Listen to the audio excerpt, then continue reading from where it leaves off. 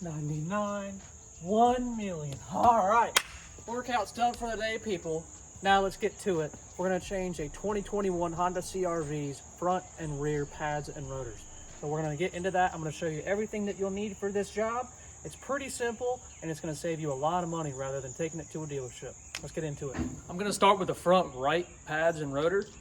So I'm gonna use a breaker bar to loosen my lug nuts. I have a 19 millimeter with me, and I also have a lug nut key. Most cars have a little key on one of their lug nuts, just so people can't steal them, or it's harder for them to steal them.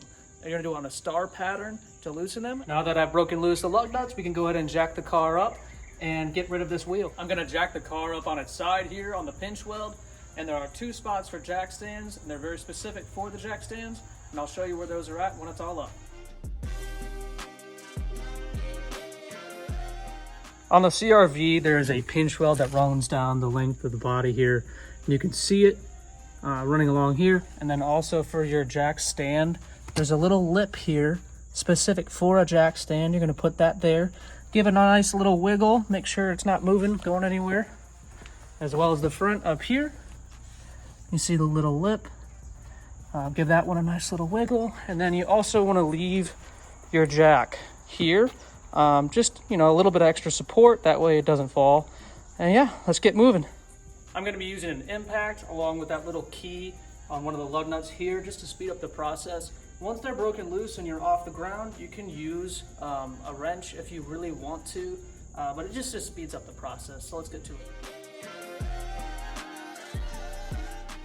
So now that we have access to this brake setup here, you can kind of see that they're not in the best condition. They're not horrible, but not great.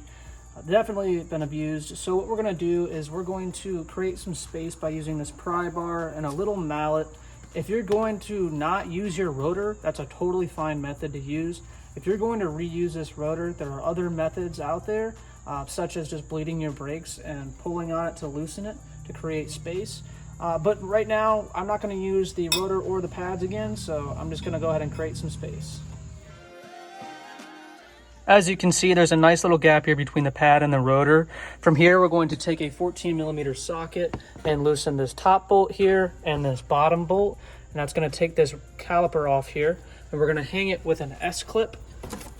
An S-clip up here on the springs. I'll show you how it's done.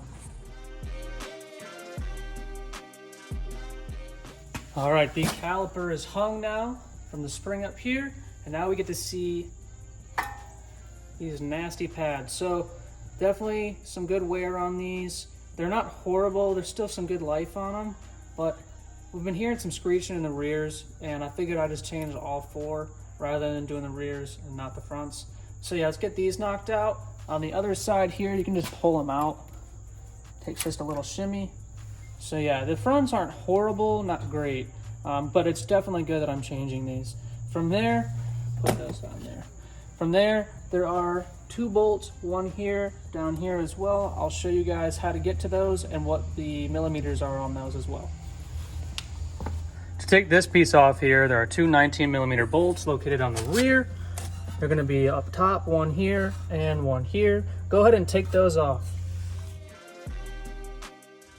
Now that we have this piece removed, we can go ahead and take the rotor off. But before we do that, there is a little screw here, a little Phillips head screw. You do have to remove that, and it is a kind of a pain. So what I'm gonna do is I'm going to spray some rust penetrant real quick, just to loosen up that nut right there. Hopefully that seeps in. I'll let it sit for a couple minutes, and then we'll knock it out. So I didn't film me taking this screw out, but it is quite a challenge. It sits right in here, kind of hard to see. But there are different methods to this, to getting this screw out, but it's really easy to strip. I had to go to, I went to Advanced Auto Parts, O'Reilly Auto Parts, and then finally went to Lowe's Home Improvement and got me a little 3/8 to a 1/2 inch with a Phillips head on top, number 3. And I was able to, on the lowest setting of my impact drill here, I was able to get that screw out. And you just have to apply a bunch of pressure this way towards the screw, as much as you can, just to get as much bite as possible, to finally get that screw out. And now that screw is out, we can take the rotor off. The old rotor honestly isn't too bad. There's just a little bit of scoring from the brake pads, you can see it. And then on the back side, it's definitely worn on the edge here. Definitely needs some new rotors, which is nice that we're doing this. Not just the back brakes that are squealing, but also the front, because they both need it, obviously. So let's go ahead and get to work on cleaning up that area over there. To clean this area here, I'm just going to use a wire brush and some brake parts cleaner. I'm going to remove these pieces down here. That way when the drip comes down, it just goes straight in the box and it soaks it up.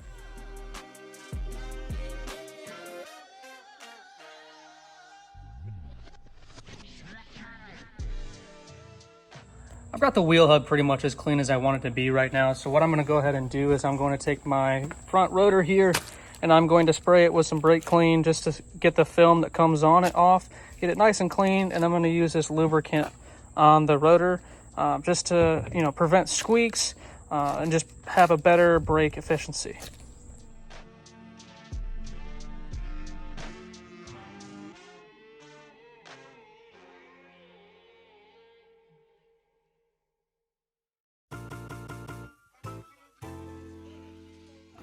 All right, got it nice and lubed up. I'm gonna go ahead and put this screw back in. Going the other way.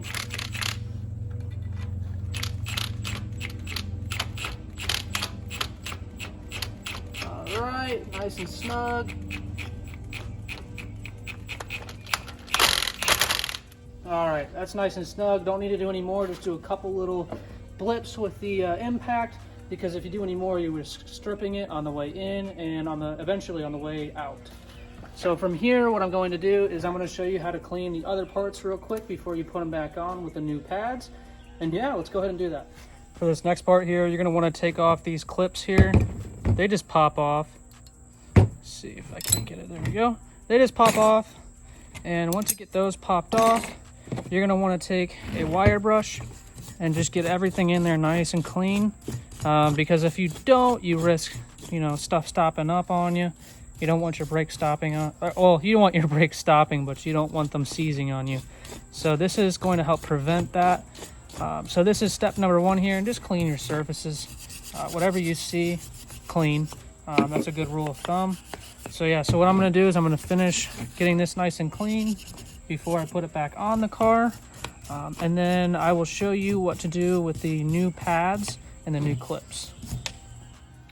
One more thing that you want to service before putting the caliper bracket back on the vehicle is you want to service these slide pins here. These slide pins have grease on them, brake lubricant. You're going to want to clean it off, get the old goop out, put it back in a couple times. Just get all the old stuff. Make sure you're nice and careful with the boot here. And then you're going to apply it here. Ooh, that's a lot. You're going to apply it onto your slide here, slide pin. Get it nice and lubricated. This is what helps your brakes go in and out and squeeze. You're going to push it back in like so. Same thing on this side. This one doesn't have a lot of grease on it, so it's good we're servicing it. Get all the old grease off. Do this a couple times. Clean it off. Get the old stuff. That's all we're doing, is just getting the old stuff out and putting new stuff in there. Get it nice and lubricated here. All right, stick that back in. All right, and this is what we're doing here. It's just, oh yeah, it's so much easier now, in and out. So your brakes are going to be happy with that. So now we're going to put this back on, and then we're going to put these clips on, and then we're going to do the pads and go from there. And don't forget to lubricate where your brackets go in here. Don't forget to lubricate that. That helps prevent your brakes from locking up. It keeps things moving nice and freely.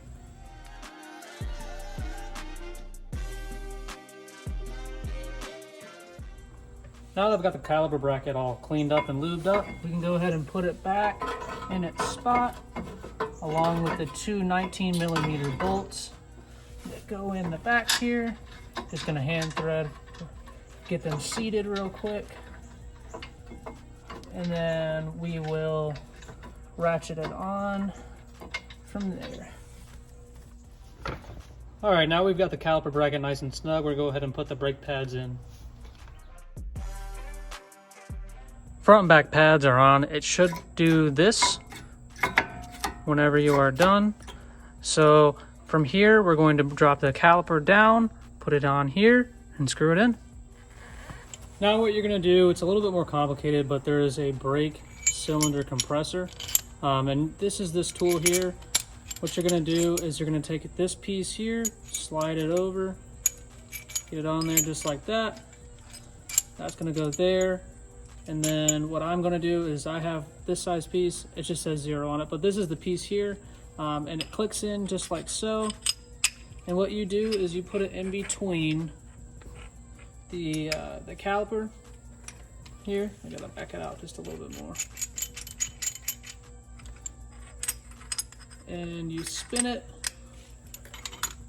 until you get some resistance, and you want to push the cylinder flush with the caliper itself. It's on an S hook right now, so I have to take it down and put it in my lap just to do this. So it's a little bit harder to do, but you will make your life so much easier getting the pads back in. So I'll time lapse it for you. This front right is done. Got all the pads worked in there, and it's all lubricated. Don't forget to tighten your 14mm bolts here and here, your slide pins. Do that. Make sure everything's nice and snug. From there, you can throw on the wheel. All right, now moving to the rear. It's just a little bit different. So up top, you're gonna have a 13mm here and one down here. And then you're gonna have two 17mm on your caliper bracket, one here and then one on the bottom as well. So go ahead and loosen those and then get this over to the side. You might want to get something to set it on here. If not, just rest it on this piece right here.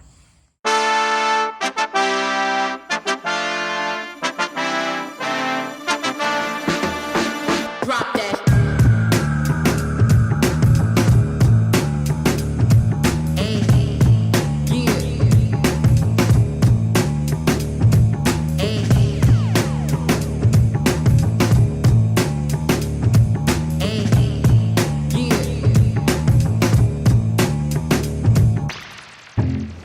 I thought the rears were going to be a lot easier than the front. They are not.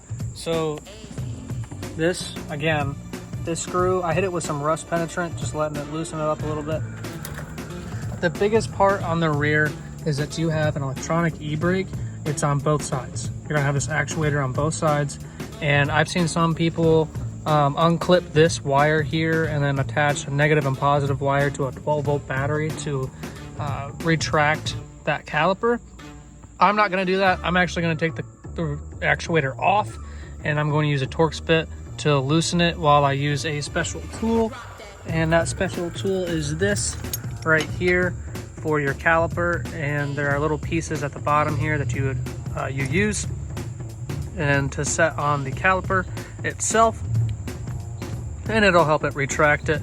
And then from there, you just put your pads on, get this all cleaned up, and you're good to go.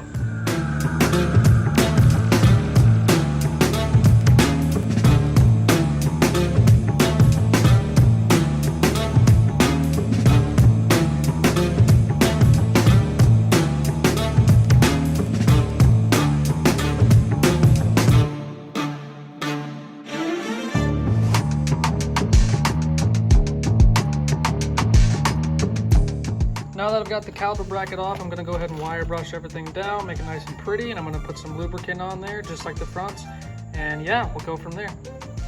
Now that I have the caliper completely compressed, as you can see, you're gonna get those two notches facing straight up and down. From there, you're gonna put the actuator for the e-brake back onto the caliper, and then you're gonna put your rotor on and get everything in place. All right, so I've got everything on, ready to go, pads, rotor, everything is ready. Got some lubricant on the rotor as well. So now it's just time for putting the wheel on, and we are done with this job. Let's go. I hope you all enjoyed this video. Make sure to leave a like and subscribe, and I'll catch you all in the next one.